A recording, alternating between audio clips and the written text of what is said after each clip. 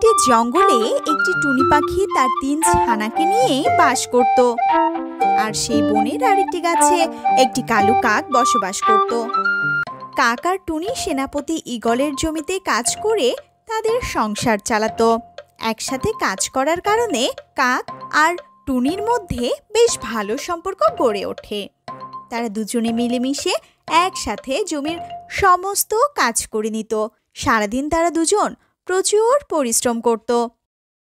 সেনাপতি ঈগল তাদেরকে অল্প কিছু টাকা দিত। তারপর টুনি ও কাক একসাথে বাড়ির দিকে রওনা দিত। কাক ও টুনি দুজনারই আর্থিক অবস্থা খুবই খারাপ ছিল। একদিন তারা দুজন কাজের ফাঁকে দুপুরের খাবার খেতে বসে। কিরে টুনি, তোর আজ আবার কি হলো? তুই এইভাবে বসে বসে কি চিন্তা করছিস? কি বলবো কাক ভাইয়া, প্রতিদিন আমার একই রকম খাবার খেতে আর ভালো লাগে না। টুনি বোন, আমারও প্রতিদিন এমন একই খাবার খেতে ভালো লাগে না, কিন্তু কি করব, আমাদের ভাগ্যটাই যে এমন। একদিন কাজ না করলে পরের দিন এমন খাবারও সামনে পাবো না। টুনি বোন, যদি আমরা শহরে গিয়ে কাজ করতে পারতাম। কাক ভাইয়া, তাহলে কি শহরে গিয়ে কাজ করলে আমরা বেশি টাকা উপার্জন করতে পারবো? হ্যাঁ অবশ্যই। আমাদের পাশের বনে মিজু কাক আছে না, ও শহরে গিয়ে 1 মাসে এত টাকা উপার্জন করেছে যে একটি নতুন বাড়ি বানিয়ে ফেলেছে। কাক ভাইয়া, কি বলছো? চলো আমরা শহরে গিয়ে কাজ করব। ঠিক আছে টুনি, তাহলে আমরা আগামীকাল কাজের জন্য শহরে চলে যাব। তুমি সকাল সকাল রেডি হয়ে চলে আসো, আমিও তৈরি থাকবো। তারপর কাক ও টুনি সেদিনের মতো যার যার বাসায় চলে যায়। শোনো ছানারা, আমি আর তোমার কাক আঙ্কেল কাজের জন্য শহরে যাচ্ছি।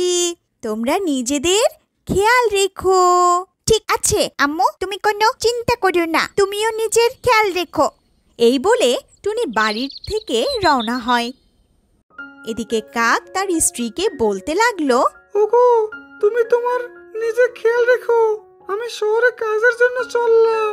ঠিক আছে, তুমি আমার জন্য চিন্তা করো না, শহরে গিয়ে ভালো মতো কাজকর্ম করো।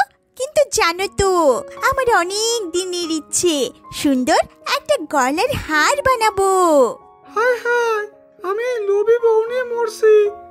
যাওয়ার সময় ভালো কিছু বলবে কি, গলার হার নিয়ে পড়ে আছে। ঠিক আছে, তুমি চিন্তা করো না, আমি এসে তোমার হার বানিয়ে দেব। তারপর কাকও বাড়ি থেকে রওনা দেয়। অবশেষে টুনিও কাক শহরে গিয়ে পৌঁছায়। শহরে গিয়ে কাক ও টুনি যখন যে কাজ পেল তাই করলো। এভাবে তাদের 1 মাস পেরিয়ে গেল। শহরে কাজ করে তারা খুবই খুশি ছিল। এখন তারা শহরে অনেক বেশি টাকা উপার্জন করছিল। দেখতে দেখতে 1 মাস চলে গেল। কাক ভাইয়া, চলো না এবার আমরা বাসায় ফিরে যাই। জানি না আমার ছানারা একা একা বাসায় কি করছে। বাচ্চাদের দেখতে আমার খুব ইচ্ছে করছে। হ্যাঁ টুনি, আমিও তাই ভাবছি।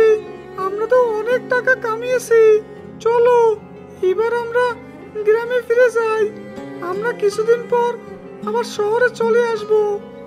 এরপর কাক ও টুনি শহর থেকে গ্রামের দিকে রওনা দেয়। টুনি ও কাক উঠতে উঠতে তাদের গ্রামের বনের কাছে চলে আসে এবং সেখানে একটি বড় গাছের কাছে এসে তারা নেমে পড়ে। তখন কাক মনে মনে ভাবতে লাগলো, না, সব টাকা নিয়ে যদি বাসায় চলে যাই তাহলে তো আমার বউ অল্প কয়েকদিনে টাকাগুলো ফুরিয়ে ফেলবে। তাহলে আমাকে একটা কিছু করতেই হবে। টুনি, ও টুনি, বলেছিলাম কি তুমি কি সব টাকা নিয়ে বাসায় চলে যাবে? হ্যাঁ কাক ভাইয়া, তাছাড়া আর কি করব? না মানে, এতগুলো টাকা আমরা বাসায় নিয়ে গেলে আমরা তো অল্প কয়েকদিনে ভেঙে শেষ করে ফেলবো, তাই না? হ্যাঁ কাক ভাইয়া, তুমি তো ঠিকই বলেছ। কি করব, আমাদের বনে তো আর ব্যাংক নেই, যে ব্যাংকে জমিয়ে রাখবো? শোনো টুনি, আমি একটা বুদ্ধি পেয়েছি। আমরা আমাদের অর্ধেক টাকা এই গাছের কুঠরিতে রেখে যাই, তাহলে আমাদের এত বেশি খরচ করতে হবে না। যখন আমাদের হাতে টাকা ফুরিয়ে যাবে তখন আমরা দুজন এসে এখান থেকে টাকা নিয়ে যাব। কি বলিস টুনি? হ্যাঁ কাক ভাইয়া, তুমি ঠিকই বলেছো। আমাদের এখান থেকে অর্ধেক টাকা আমরা এখানে রেখে যাই, তাতে করে আমাদের টাকা কম খরচ হবে। তারপর টুনি ও কাক যার যার টাকা থেকে অর্ধেক অর্ধেক টাকা গাছের কুঠুরির মধ্যে রেখে দেয়। তারপর সেখান থেকে তারা চলে যায়। ছানারা, তোমরা কেমন আছো? তোমাদের কোনো অসুবিধা হয়নি তো? এভাবে টুনি ও তার ছানারা হাসি খুশিতে দিন কাটাতে থাকে। অপরদিকে কাক বাড়িতে যাওয়ার পর কাকের স্ত্রী বলতে লাগলো, তুমি শহর থেকে মাত্র এই কয়টা টাকা এনেছো? এই টাকা থেকে আমরা খাবো কি? আমি আমার গলার হার কিনবো বা কি দিয়ে? আমি আর তোমার সংসার করব না, আমি আমার বাবার বাড়িতে চলে যাব। এভাবে কাকের স্ত্রী কাককে খুব বকাবকি করতে থাকে। তখন কাক এত বকাবকি সহ্য করতে না পেরে তখন বলতে লাগলো, ওগো শোনো, তুমি আমাকে এত বকছো কেন? তোমার বাবার বাড়িতে যেতে হবে না। কে বলেছে? আমি মাত্র এই কয়টা টাকা এনেছি, আমি আরো টাকা এনেছি। তাহলে সেগুলো বের করছো না কেন? শোনো, আমি আর টুনি আমাদের দুজনে অর্ধেক অর্ধেক টাকা বনের পাশের একটি গাছের কুঠরিতে রেখে এসেছি। ওমা তাই? তোমাদের দুজনের টাকা? তাহলে তো অনেক টাকা। চলো, দেরি না করে আমরা এখনই ওখান থেকে সব টাকা নিয়ে আসবো। তা না হলে টুনি আবার ফাঁক বুঝে তোমার টাকা সহ সব টাকা নিয়ে যাবে। তারপর কাক তার স্ত্রী সেই গাছের কাছে চলে যায় এবং সেই গাছের কুঠুরি থেকে সব টাকা বের করে নেয়। ওগো তাড়াতাড়ি চলো, আমরা এখান থেকে কেটে পড়ি, কেউ আমাদের দেখে না ফেলে। কিন্তু টুনি যখন টাকা নিতে আসবে তখন আমি টুনিকে কি বলবো? শোনো, তুমি টুনিকে বলবে আমি কিছুই জানি না, তুমি আমার টাকা নিয়েছো। তারপর কাক ও তার স্ত্রী সব টাকা নিয়ে সেখান থেকে চলে যায়। দেখতে দেখতে 1 মাস চলে গেল। একদিন টুনি ও কাক টাকা নিতে সেই গাছের কাছে চলে আসে। প্রথমে টুনি সেই গাছের কুঠুরিতে হাত দিল। কাক ভাইয়া, এখানে তো কোনো টাকা নেই। কি বলছো টুনি? এখানে টাকা নেই মানে? তখন কাকও সেই গাছের কুঠুরিতে হাত দেয়। ঠিক হয় তো টুনি, গাছের কুঠুরিতে তো কোনো টাকা নেই। তার মানে তুই এই গাছের কুঠুরি থেকে টাকা চুরি করেছিস? না কাক ভাইয়া, আমি এখান থেকে কোনো টাকা চুরি করিনি। গাছের কুঠুরিতে তো কোনো টাকা নেই, তার মানে তুই এই গাছের কুঠুরি থেকে টাকা চুরি করেছিস? তখন কাক ও টুনি মহারাজ ঈগলের কাছে চলে যায়। মহারাজ, আমি আর টুনি শহরে কাজের জন্য গিয়েছিলাম।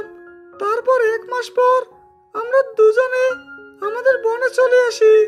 তখন বনের একটি গাছের কুঠুরিতে আমাদের 1 মাসের উপার্জিত টাকার অর্ধেক আমরা রেখে আসি, যাতে পরে আমরা সেগুলো খরচ করতে পারি। সেই টাকাগুলো সবই টুনি চুরি করে নিয়ে গেছে। কি রে টুনি, কাক যা বলছে তা কি সত্য? মহারাজ, আমি চুরি করিনি, কাক মিথ্যে বলছে।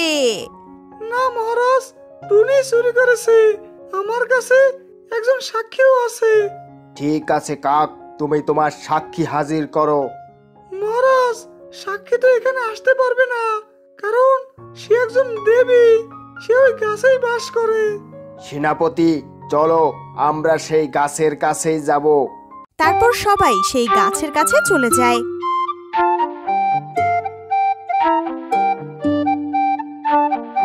তখন কাক গাছের দেবীকে বলতে লাগলো, হ্যাঁ গাছের দেবী, দয়া করে আপনি বলুন, আপনার গাছের কুঠরি থেকে আমাদের টাকা কে নিয়েছে?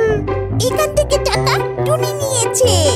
না মহারাজ, আমি টাকা নেইনি, কাক মিথ্যে কথা বলছে। নিশ্চয় এখানে কোনো ঝামেলা আছে। গাছের দেবী বলছে তুমি টাকা নিয়েছো, এখানে আবার ঝামেলার কি আছে? তোমার শাস্তি হবে। তখন টুনি মনে মনে ভাবতে লাগলো, গাছের দেবী তো কখনো মিথ্যে বলবে না, নিশ্চয় এখানে কেউ লুকিয়ে আছে। আমি এখনই ওর মজা দেখাচ্ছি। তারপর টুনি একটি আগুনের মশাল নিয়ে গাছের কুঠুরিতে আগুন ধরিয়ে দেয়। কে আছো? আমাকে বাঁচাও, আমাকে বাঁচাও, বাঁচাও, আমাকে বাঁচাও, বাঁচাও আমাকে। তখন সেনাপতি গাছের কুঠুরি থেকে কাকের স্ত্রীকে বাহির করে নিয়ে আসে। তাহলে তুমি এই গাছের দেবী? ছি ছি কাক ভাইয়া, আমি তোমার থেকে এমনটি আশা করছিলাম না। তুমি শেষ পর্যন্ত এমন কাজ করলে। কাক, তুমি সব সময় বনের পাখিদের সাথে খারাপ ব্যবহার করে থাকো, আর আজ টুনিকে কি এত বড় অপবাদ লাগাতে যাচ্ছিলে?